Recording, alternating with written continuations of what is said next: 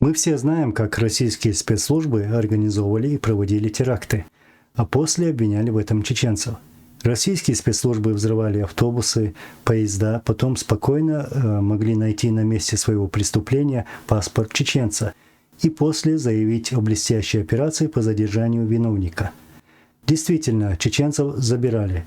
Потом под жесточайшими пытками заставляли их признавать вину, а затем сажали в тюрьму. Сегодня таких чеченцев в российских тюрьмах насчитывается тысячи. Затем российские агенты стали убивать журналистов, а также работников гуманитарных организаций и, конечно, обвиняли в этих убийствах чеченцев. Помните убийство работников Красного Креста, которое произошло в селе Новые Таги в декабре 1996 года? Кто это сделал? Кто стоял за этим убийством? Могу с уверенностью сказать, что это сделали не чеченцы.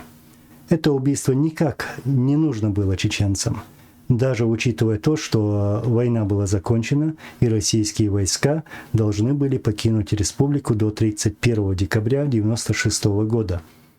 Службами Чеченской Республики Ичкерия были выявлены организаторы этого преступления, и чеченское руководство не раз обращалось к руководству России, чтобы эти преступники были выданы чеченской стороне. Все эти требования были проигнорированы.